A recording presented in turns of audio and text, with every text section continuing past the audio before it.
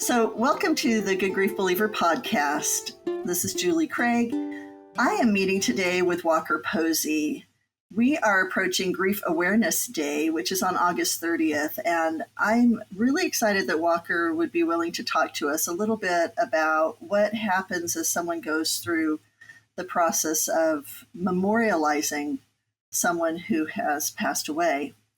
Walker's a fourth-generation funeral director and National Funeral Directors Association spokesperson who really believes deeply in the power of honoring each person's life story through individualized ceremony. This was important for my family as well when my husband passed away, that we had a really personal experience memorializing such a wonderful man. So he has a lot of experience with this. And I'm excited, Walker, for us to talk about how you have come to this profession and what insights you have into how we can honor those who have gone before us. Absolutely. Thanks for having me, Julie. I really appreciate it. Thank you. I appreciate your time. So, Walker, tell me a little bit about where you're from, your family background, hobbies, just you in general. So I'm from Augusta, Georgia. My family's from, actually North Augusta, South Carolina. We live on the border of Georgia and South Carolina. So depending on who I'm talking to, I say Augusta, Georgia, or I'm from South Carolina. Okay. My family's been here in the funeral business for 150 years. My great-grandfather first started back in 1879. And so I joined the business with my family. I mean, I grew up working in the business, but I joined the business about 25 years ago. So I love playing golf. Obviously, being from close by Augusta, it's a big deal for us. And I travel quite a bit for some other things I'm involved with. But traveling and golf are my two things. So very fun. And do you have a family? So I just got engaged recently. I've been a long time single bachelor. Wow. Worked a lot. So we're getting married in June, actually, next year. Oh, congratulations. Yeah. That's excellent. Thank you very much. Yeah, it's fantastic. Have you ever been to Beaufort? I'm sure you have. I have been to Beaufort. Yeah, I have. Absolutely. Yeah. My late husband served his mission in South Carolina. And wow. Beaufort and Augusta, that was all part of his mission back then. Yeah, that's amazing. Yeah, I went there with him once. That's a gorgeous area down there. It is. It is. Okay. So, all right. So you grew up, did you work in your family business and then later decide to join more permanently? I did. So when growing up, I worked in my family business. My grandfather and his brothers had 3 locations. And there came a point in time where my father didn't have a path to join that business because there were always kind of interesting family dynamics. So, I mean, people don't see the behind the scenes of the family dynamic in a family business, right? Right. And so my dad ended up leaving, going to buy a small business several towns away, and then ended up over time coming back to the Augusta area, and the business that they had previously owned was sold to a corporation, and my dad opened his own, and then they went out of business, and we've been there ever since. But it's our same family business, just different location, sure, and different ownership structure.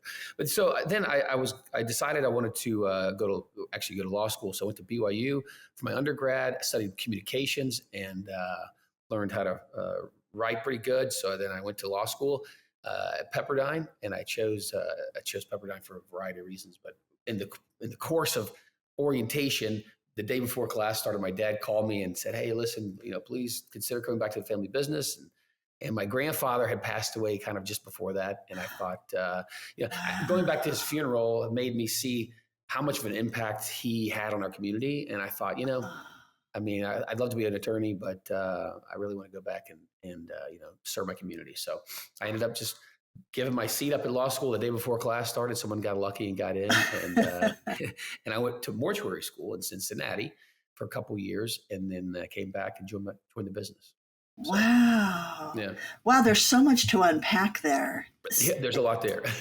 Right. I mean, starting with your great grandfather and how interesting, wouldn't it be interesting to ask him, how did you get into this business? I know exactly how I got into business. So you do? Yes, it's a great story. In our area, it's a big textile area back in the post-Civil War period. And his father had gone away to fight in the Civil War and had gotten injured. So they kind of moved closer to this town called Graniteville, South Carolina, which was a mill community. There were working cotton mills in that town. So he was working in the mill, and he was kind of an entrepreneurial guy and thought, I think I can do more than just work in the mill. So he bought a little Singer sewing machine franchise, and he started selling sewing machines. And then he started selling furniture, and he opened a furniture store / sewing machine store. So, long story short, there were no real funeral homes at that time. People kind of did their own thing, right? So, he began to sell caskets to people who needed funerals, and then they said, "Hey, can you help us with the funeral?" And actually, very interestingly enough, Dr. Joseph Clark, who founded the Cincinnati College of Mortuary Science, where I went to school and my grandfather went to school, my dad went to school, he came through with a cadaver exhibit and taught embalming. This is very soon after the Civil War. So they had the art of embalming had been, or the art and science of embalming had been, developed during Civil War time so that soldiers could get home, without having any decomposition issues. So he learned to embalm, and then he opened a funeral home. We were the first funeral home in this area, and he did that for his whole life. Had 7 boys, and they all worked in the business. So kind of an interesting story. Yeah. It's super interesting, and the connections are really interesting. Yeah. And it actually makes me pause to think what it must have meant for those mothers and fathers and grandmothers and families to be able to see their boys before they were buried. Absolutely. Right. I mean, we know that the grief you see is easier to deal with than the grief you don't see. And so I think it's a huge piece. We see that today with families in our business all the time. I mean, families who take a moment to see their loved one and say goodbye tend to, at least seemingly, have a little bit better time on their journey than those who choose not to do that. So it's been a challenge for us with families who decide they want to choose cremation. If they don't say goodbye, sometimes we see families who wish they had down the road. So, it's an important thing. But that is why embalming was developed, was to preserve the soldiers long enough to get home so they could have a funeral. Wow. Thank you for sharing that. You're welcome. I learned something so new. You're welcome. And it's really interesting. It is interesting to see how all of those pieces were connected. And, even with the man who started the mortuary school in Cincinnati had been through this area, wow. It's interesting. I mean, and before there was a funeral home, he operated out of his furniture store. So he'd make the casket, and then he would go to the home where the person passed away and do the embalming in the bed they died in. And then he dressed them. And, in homes back in the 1800s and early 1900s, they had a parlor window because the casket fit in that parlor bay window. And that's where you had the visitation. The viewing. The viewing. So most old houses, even in our town now, you can go and see, downtown, the old homes that have been there since the 1900s or whatever, have typically a bay or parlor window. And that was the purpose. And I've even, over the years, we would take a few people back home and have the visitation there, even up until a few years ago. I haven't done it for a couple of years, but some families were like, our tradition is that our loved ones always came home, and we had the visitation here, and then went to church and had the service. So that's so different than so many people now who pass away in a hospital, right? Or we're so disconnected from the moment when somebody passes. Sure. And I think that sometimes that really adds to the trauma. I would agree. I think that I've had one experience where the only experience I've actually had where I was in the room when someone passes, my grandmother, and I was fortunate to be there with her. She was an amazing lady. She has her whole own life story that's really interesting. She was a fiery, feisty little redhead, and she was just a great part of our family. But when she passed away, being able to be there in that moment and kind of be with her was a unique experience, and something that I think today in facilities and hospitals, it's so rushed, and it's kind of like, okay, they're gone. Okay, let's move the next person in, and it's a difficult thing. I was fortunate to have a little time with her and to be able to kind of sit there a moment, feel the gravity of the moment, and then gather yourself and begin to move on. But it's given me a nice little point to go back and remember how special even that experience was for me. And I do feel like it really helped me kind of on my grief journey. So, Right, yeah, right. Because our death is a part of our life, correct. right? Yeah, We have birth, we have all of our experiences, and we have death, and it's and we there's sometimes such a clinical separation between life, living people, and that moment of death, and but it's a continuum. it is. And so, for us in our profession, we try to create little moments in time during the funeral process, I guess you'd say, where people have a chance to kind of create an important impression or memory. So one of those, and one of the last ones that they have, is before we go in for the service, we gather the family for a prayer with their clergy, and before we do that, I try to give them a moment to kind of say goodbye, right? And when you're say if the funeral's in the funeral home chapel and we're kind of gathering in a room, I always like to start a little earlier and separate the non-family out from the family to give them a non-rushed feeling of, let me have a few minutes to say goodbye, because I can imagine how that feels for a family when they feel like, okay, we have 2 minutes, let's go say goodbye. And this is, at the end of the Exactly. day, being on time is important, but it's not the most important thing. So we try to let folks have a little bit of time to really, on their own terms, have that last time period. So I think it's important that you look at kind of how those moments are created for people, and you give them a chance to kind of, again, feel the weight of the moment, because that that's going to help them down the road to feel better. And then you go back and you remember these little things. You remember how your loved one looked when you first saw them in the casket, and what that experience was like. You remember, when I give the jewelry back to you, that it's in a little, we have a little satin bag, and it has a little card that says, just like, basically, we just like, these items meant something for you and your loved one. Your confidence in our firm means the world to us, and so we give the items back in a nice, keepsake thing, just to create another, impression and moment of caring and concern for the family. So um, those It, are important things, I think. it makes a huge difference. I know for me at uh, with my husband's funeral process, we were so fortunate. We had such a wonderful experience with every single person that we interacted with at the Yeah. funeral home was so wonderful. Here's a funny story, though. You know that they put makeup on the body to make it look a little bit more, you know, Right. just lifelike, Right. which is kind of a funny irony. But my husband had spent almost every second of his life since he was 12 years old with a big old mustache, and there was makeup in his mustache, and I remember thinking, oh, that will not do. This man is way too Yeah. dapper and Right. smartly dressed. He so had to ask him, please take the Take makeup out that of his out. Yeah. mustache.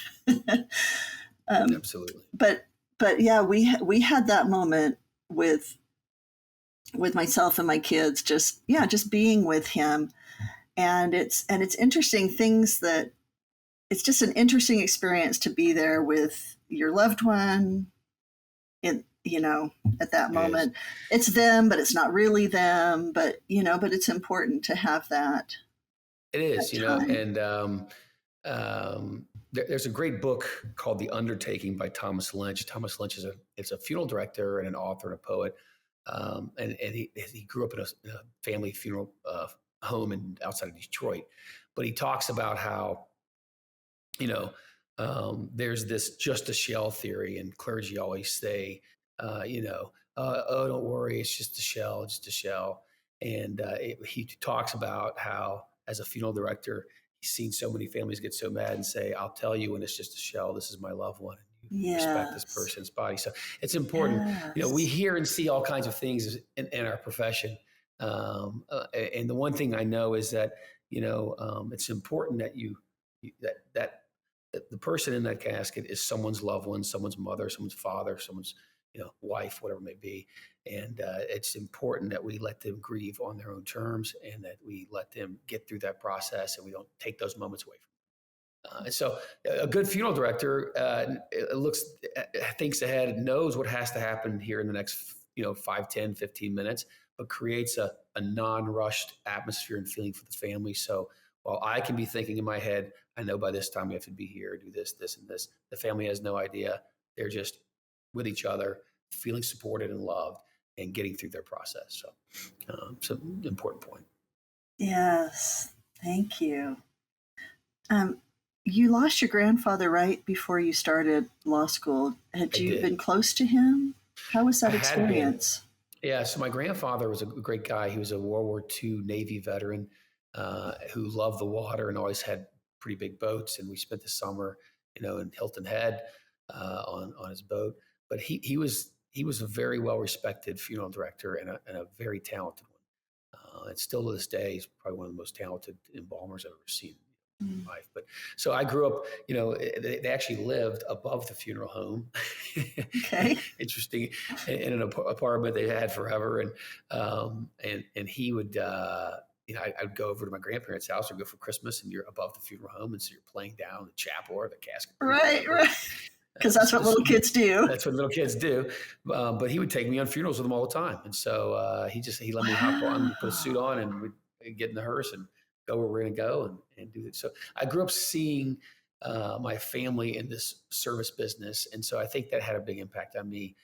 The idea of just doing something else. I had obviously other hopes and dreams. And I do wish I do actually regret not going to law school. I don't think I would practice, but I'd love to have the education. Right. It could have been helpful in our business now. But seeing my grandfather and my dad and their dedication and hard work was important. One of my best memories is, and this is not just one time, this happens often, a family will come in for a visitation. I was there the other day at the door, and a lady I didn't know came in and said, your grandfather, Dudley, was an amazing guy. And I said, oh, thanks. She said, no, you don't understand. My father died when I was 7, and your grandfather brought Christmas to our house every day for the next 10, 15 years. Every year for the next 10, 15 years. And I said, wow. Little stories you don't hear about because he would never say it about himself, but seeing that, he saw a family who had a hard time because they lost the provider. And so he wanted to make sure those kids, had Christmas, and it's kind of special, those are the reasons I came back, that kind of connection. Yes. To have such an example of someone who was serving he was serving those who had deceased, but he was serving the living, and not just in the moment of Correct. That. Yep. What a beautiful legacy. So I feel very fortunate. Wow. So do you think that growing up with death and the process of memorializing all of that, with it being so common to your childhood experience, do you think that impacted you positively? Do you think that it's good for kids to be exposed to the reality of death in a certain way? I do. So I think for me, it allowed me to have great empathy for people and to two things. It created a situation where I feel empathy, and I can, I've seen people go through very difficult things, but then also I've been there the one assisting them through those things. So it's given me kind of an ability to think very clearly in a otherwise stressful situation, and be able to be the person who's staying calm, understanding what's happening, making these decisions happen, all while, feeling for the family and trying to help them. So I think it helped me quite a bit. In terms of children and grief, I think it's very important that we see that children are able to understand, I guess, the reality of what's happening, depending on the age or the circumstance of death. But I think it's important to be honest with your kids and to explain, kids. Otherwise, kids will go into a magical thinking phase, and if they don't have some kind of understanding of the reality of the situation, then they will make things up that are most of the time worse in their head. And so, although death can be painful, whatever they make up or believe that's not really happening can be more dangerous for them, so, or more hurtful. Right. Yeah, you're right. It reminds me of one of my previous guests, Clarissa Mall. She wrote a book called Hope Comes to Stay. And it's written specifically, it's a children's book, and it's written from the perspective that children really do well with very concrete language Yeah. Surrounding death. It's a wonderful book. I would definitely recommend it for, for young children to understand that whole process. But that's one of the points that she makes, is how important it is for children to have reality and language when it comes to death, and they can I think it's the handle difference it. in being harsh. Harshness is different than reality. Right. Being honest and letting them know the truth, and and that you're there to support them. Yes, exactly. And that they can survive the experience. There can be hope again. Correct. There can be hope again. Wow. Absolutely. Well, it sounds like you've had such an interesting career. Can I ask you, it's a hard topic for some people, the financial costs associated with a funeral or a memorial. I really see that that some people are opting away from anything. Don't do anything, just cremate me and, put me up on a shelf, or people are very, very worried about the cost. And there's a lot of confusion about why funeral expenses are as high as they are. Could you explain some of that? Sure. I mean, so I don't disagree. I think that, like in any profession, there's a cost of providing service. So, for example, for our family, and there's typically different level firms that offer different levels of service. So, think about a hotel. Marriott's one brand, but they own the Ritz-Carlton and they own the Fairfield Inn, a discount brand, right? So there's different levels of service in there because it costs a much different amount to provide the higher end service, right? So I think that it's important to realize that, when you plan a funeral, it's basically like planning a wedding. In terms of the number of decisions you have to make, we just have to do it in a much shorter time period. So the costs associated with funerals are really a cost for being able to provide that service. Whether or not I have a family to serve or not, I have the same operating cost, the same overhead cost to serve a cremation family versus a burial family. And so, it's interesting. It's hard for us to. I wish I didn't have to buy my business. I wish I'd been given it. I wish I didn't have a bank note. I mean, all these things. Go into the business of the funeral home. But I think for the important thing for a family is that, they don't have to look at how nice is the casket or are there limousines. All those things are nice and can have different meaning, different people. It's really, what are we doing to honor our loved one's life? And so, a funeral home, funeral directors across the country want to help families of all financial demographics have the most meaningful service they can. And so it's not really about sales or trying to, do anything other than honor the life of their loved one. So I think people have to understand that it just costs, our costs in general today are higher for the world, for everything. Everything we do. Right. I went to McDonald's and got 2 hamburgers the other day and a Diet Coke, and it was like $12. And I thought, gosh, these used to be 50 cents. Right. It's true. Well, and there's something, unless you've owned a business, it's hard to understand the idea of operating costs. Right. Very difficult. I think value is a better term to look at, because value to me is what you get for the amount you pay. And so I always tell my directors, we want to over deliver every time. So if the family feels like they got a $10,000 funeral, I want to leave going, gosh, that was a great deal. They did so much. I thought it would be $20,000, and we want to exceed their expectations. And that idea it's a it's a dying art in our society. In service-based businesses, I feel like we're always disappointed these days, where we're like, gosh, I expected more.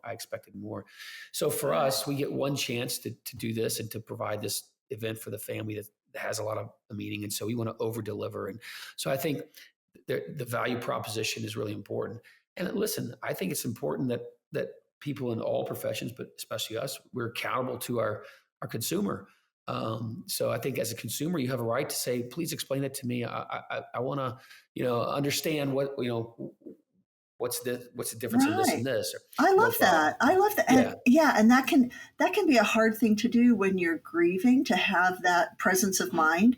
But that's a great idea. Just ask, what does this cost here? What is this? I like the idea of being able to talk to the funeral home and tell them we're on a limited budget, but we want it to be meaningful, but we can't, absolutely. we can't spend. And if you get pushback, I mean, I'm happy to explain any cost I have. I can explain exactly why it's there and what it's for. I mean, it's very, in fact, there's the FTC requires that we have 16 different itemizations called the funeral rule, so consumers can compare apples to apples. Unfortunately, the FTC can, I think, in the way that they do things, it's confusing. It makes it more confusing to the consumer than it should. But the idea that the consumer has a right to know what the charges are and what are non-declinable and what are optional is important. I also think it's important to talk about, planning ahead, thinking ahead, because advanced planning gives you a chance to make these decisions in a non-emotional state. Yes. When a family comes in and they have not planned in advance, I always tell them, listen, like if it were my family, I would say, I want to make as few of financial decisions as I have to today. Let me get through this immediate shock and disbelief and get my kind of ducks in a row and then make the bigger decisions. So when you come in advance and make those decisions far ahead of time, it eases the burden, but it also helps you kind of stay within your financial plan. That's absolutely true. I can tell you from my own experience. My late husband was he was widowed. He was widowed young. He had just finished his dermatology residency. They were living in North Carolina, right. and even as a physician and having dealt with death and being in the hospital setting, he was shocked by a couple of things. He was shocked how soon after his wife passed away, he was asked what funeral home to call to pick up her body. It was like 10 minutes. And right. and that was so upsetting to him. He said, I just lost my wife. Why are you asking me this? Right. Well, that experience stayed with him. And he had 2 little children, and then we got married and had 2 little children. And for the rest of his life, he was very deliberate about planning ahead for the future. Right. And so it was interesting when he passed away. I didn't necessarily have a funeral home in mind, but I had a very good friend who had lost her little daughter a year before, and she I asked her about the funeral home, and she had a really good experience with that funeral home, and she had been given that recommendation by another friend who had lost a child before that. So this local funeral home here where we are has served, they serve so well. And of course, when you serve people well in that time, then the word gets out. But we had because of my husband's experience and wanting to plan ahead, we had bought burial plots in a cemetery, not in the morbid thought that, the second you think, the second I write this check, somebody's going to have a car accident. Right. And people have that magical thinking of, if I put off thinking about this or planning for it or talking about it, then it'll never happen. Correct. And that's just not reality. It's not the way you would plan for retirement. I think your wedding analogy is good. It's not how you would plan for a wedding. And yet this is an experience every single person will have. They will pass through this life. And so from my experience, knowing where he was going to be laid to rest was a huge blessing. The cemetery was absolutely wonderful. We had walked around. We said, "Oh, we like it here." Right, right. We like the view. The trees are pretty. But as horrible as I'm sure the experience was when he passed, it was probably a huge relief not to have to go. Let me go think about this. Now I've got to know. Hey, at least here's where we're going to be. Yes. I can put that off my plate and Yes. focus on honoring his life and remembering him and that kind of thing. Yes. So I mean, funeral planning is really smart financial planning. We think about our 401ks. We plan ahead for college for kids. So why would you not think of another end of life event, another major event in our life, the end of life event, and plan for that? So yes, it's very helpful. My parents have done the same. My parents already have their plots in the cemetery where their parents are buried, and so we know what to do when that time comes. And it's important. Why do you think there's a trend away from traditional funeral services? The reason, in my mind, there is because our society is changing in many ways. But we're a mobile society. We are not the society that my grandmother, my dad was born in this house. My grandfather was born in this house. This is our family home, and so people, I think, as we become more mobile, they have kind of lost touch with the idea of having roots. And so I think that. Unfortunately, and listen, I don't whether your preference is cremation or burial is not an issue for me at all. I don't think there's one better than the other. They're just different forms of disposition.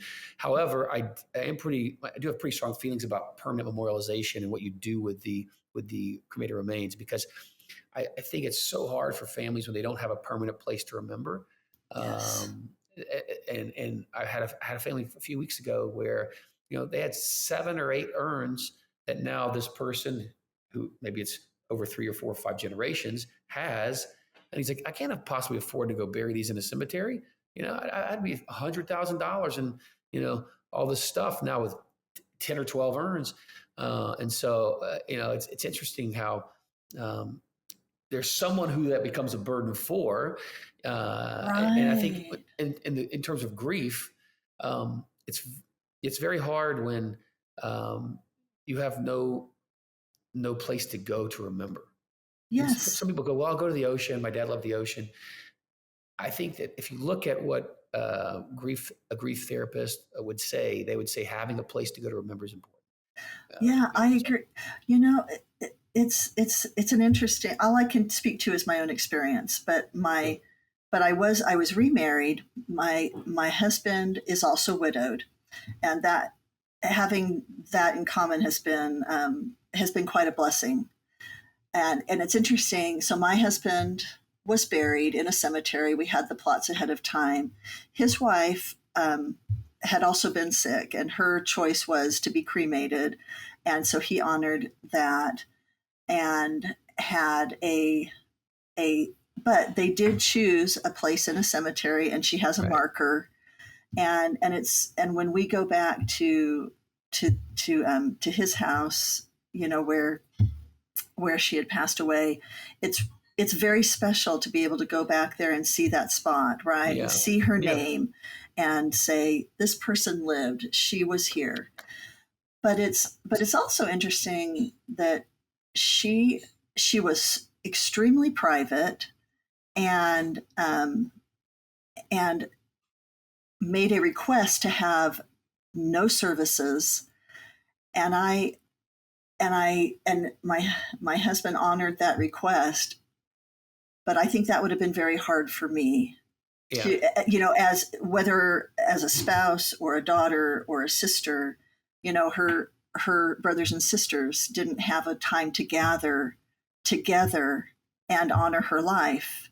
And her mother just recently passed away, and all of her remaining children and their spouses and most of her grandchildren and some of her they all just gathered in El Paso together and had this moment of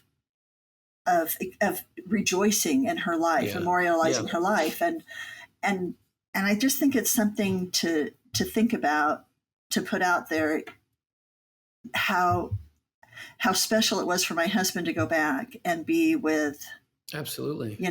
and the funeral director, they're the cruise director for that. Everyone else can Right. just be there and mourn and experience the togetherness. It's a huge blessing to have somebody take those details and Sure. usher them here we are now. Here's I mean, I think it's, people always say, well, dad said he wanted to do this. And the harsh reality is the funeral's not for your dad. The funeral's for the living people who are left behind, And yes, so, but as a funeral director, especially when I was younger, it's very hard to when a family's very adamant, well, listen, mom said this is it, so we're going to do. Most directors would say, yes, sir, no problem. We'll do whatever we want to do. You have to be able to provide. And what I tell folks is this: listen, there's not a right or wrong here, but let me help you think through the implications of this decision making tree. And just so you know how right, to expect, because you may not be aware that when we do something like this, in the end, it ends up like this. And they go, oh gosh, thanks. So it's up to the funeral professional to really, and we have a lot of great resources. NFDA, our National Funeral Association that I'm here representing today, we really provide a lot of resources for funeral directors in terms of training to have these conversations, right. because you have to be able to help manage their expectations and also the outcomes, and help them choose what they really want to do. So, also back to your original question, I think that people are choosing cremation also because our society as a whole is extremely less religious. And so there's not, for many families, there's not a religious tradition or ceremony and ritual that they associate with. And so they Right, go, well, gosh, why would I go to a church and have a funeral, which you may not if you're not religious. But guess right, what? Funeral services don't have to only be religious. I've done many humanistic services right, that had some elements of ritual and ceremony. So right, ritual and ceremony aren't always associated with religion, but we right. know that ceremony and ritual help us get through grief and feel better. They do. Not There's no question. We do daily Yeah, rituals. correct, People by nature need ritual. Yeah, correct, and and it's important. It's really important. well, and So I'm glad you brought that up. That it doesn't. If you are not religious, it doesn't have to be religious, but it can and should be special, right? I'll tell you, we had a young guy pass away several years ago, and it was like a tragedy where he was kayaking on a river and got hot and died. Something happened, but Oh, his family came in, and he was a local bartender and local musician, and just a guy who was a part of the kind of the fabric of the downtown, you know, vibe. And so initially, I said, "Listen, he wasn't religious. We're not going to have a service." And I said, "Listen, we can do whatever you want, but let me explain. He was really important to a lot of people, and a lot of his friends are going to have a hard time not having any kind of gathering. So you may want to consider something else." So, well, what could we do? So we actually got a big theater downtown, and we had 4 local bands play. His friends in the news business here made this cool video of all his favorite places. The mayor came, did a proclamation and made it his whatever his name is day. I mean, so it was an amazing event, and so many people were like, "I didn't know this could be a funeral." And, I you know, love yeah. that. So, it could have been a very sad thing had all those people not come to honor his life. And it Yes, was an 800 seat theater, and we filled every seat, And yes. so, it's important to understand that for those left behind, doing something, whether it's just getting together and having a party or an event, the coming together is what helps those who are dealing with grief feel better. And so we have to facilitate what the coming together looks like and what's most meaningful. And there's not a right or wrong in that, but it is the action of doing it is so important. I love that. I Yeah. love that. I think that's such an important message. I love that you were able to Yeah. do something that honored him and his life and his Yeah. friends. And yes, again, because as an individual, sometimes you don't realize how much your little insignificant life is actually touching so many people, that Absolutely. you matter to them. You may not know that you matter so much, and 100%. right. Yeah, and that's the purpose of service. I mean, having a funeral service is to let that story be told, and And as you know, when there's tragedy in our life, seeing those kind of things is what helps people feel better. So it gives them peace. Absolutely. And when you come together with others who are also honoring you, when you share your grief, this is, this anonymous quote, right? When you share your grief, you divide it. Right. When Right. you keep it inside, you magnify it. That's right. That's right. Well, Great point. this has been such a great discussion. I Can you tell me a little bit about tell me a little more about the National Funeral Directors Association? Sure. This is not an association most people know even exists. Correct. So it's a very big trade organization, and we're an international association touching almost every country in the world. And each year we have a funeral service expo that brings professionals and educators and vendors together to just learn how to provide better service and do better things. So there's a lot of education.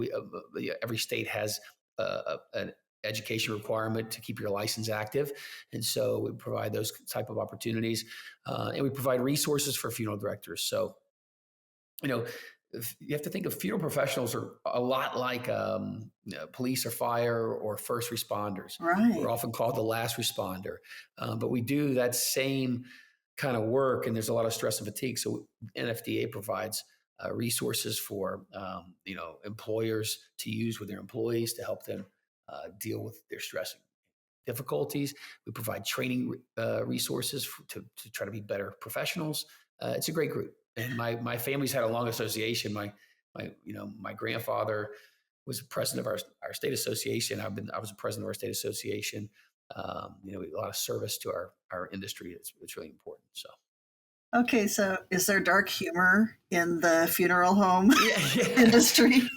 You know, I think anytime you're working around, it's probably a lot like for a doctor in an operating room, anytime you're working around difficult, stressful situations, you learn how to kind of diffuse the tension or the stress with humor maybe. But yeah, I mean, listen, it's not as morbid as you might think. We're dealing with living people every day. Families are coming in, and that's who we're helping. And so I think it often gets a bad rap because I think as far as workplaces go, our funeral home's really a great place to work, and the environment is very positive. And it's important that our team members come to work prepared and ready and with a good attitude, because that attitude is going to lift everyone's spirit there that day. And if you're having a hard time at home and then you bring that stress to work, it gets even deeper, So That's true. That's true. It's important. Okay, so if one were to decide they wanted to be in the mortuary business, Sure. how do they go about it? So every state has a different licensure requirement. Most states have some education components. So, like for me, I went to college and I did. It was about a year and a half of mortuary school to take to qualify to go sit for my embalming exam. So you have to prove your proficiency as a funeral director and then as an embalmer. In most states, that's two different licenses. Okay. And so you would.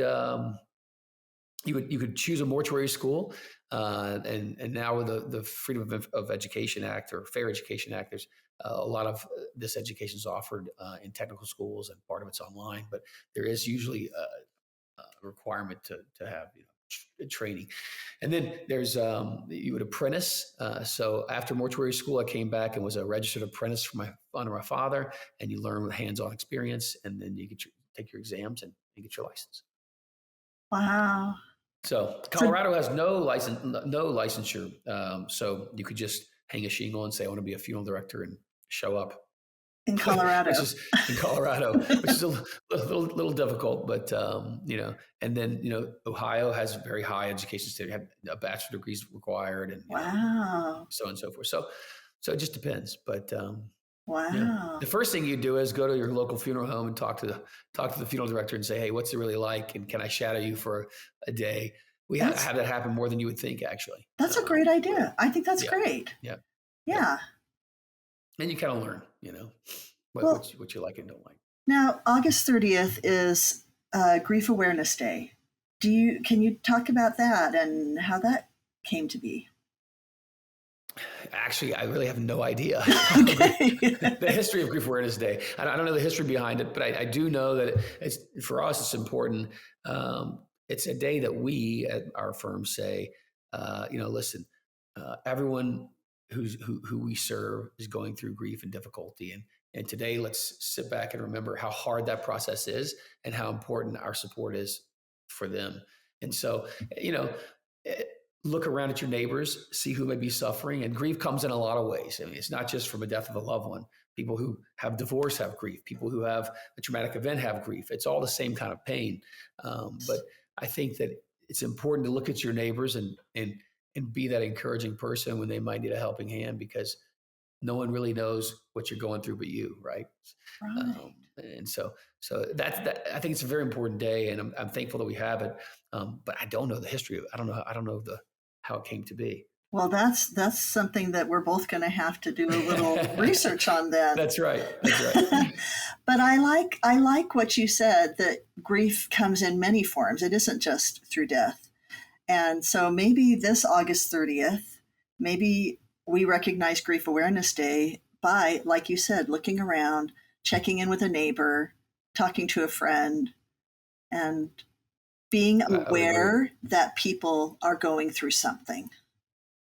When COVID happened, we saw all kinds of implications and complications around grief, because so many people weren't allowed to have services and weren't allowed to participate in a funeral, and it really showed, like, I think now we've kind of gotten through that. You see the importance of community. I think in our country we see it a lot more as a whole, how important community is. Yeah. And so I would just, this August 30th, look around and be thankful for your community that you're in, and see who may be having a hard time, and just offer a word of encouragement or a helping hand. Right. Oh, this has been such a good discussion. I really appreciate it. Thank you for putting up with my cold. I feel like I'm talking through a different voice, but I'm just getting over a cold. No, it sounds fine, and it's been really clear. Well, let's just end with our common question. What do you think it means to grieve well? I think grieving well means that you allow yourself to let go and feel the support of people around you. So many times when we see people dealing with grief, they're trying to be strong. They're trying to do something for others. Well, I have to be the strong one in my family. I think that allowing yourself a little bit of grace to say, hang on, look around. I'm at my dad's visitation, and there's all these people who are telling good stories and remembering him. Let me feel what it feels like to let them hold me up a little bit today. And so I just would encourage folks to think about it in those terms, and to realize how important that support is, and then to use that support as a lifeline to move on, to get through things. I love that. Yeah. Oh, thank you so much. You're welcome. Nice to meet you. I really enjoyed our time, and absolutely. Thanks for having me on. Me too.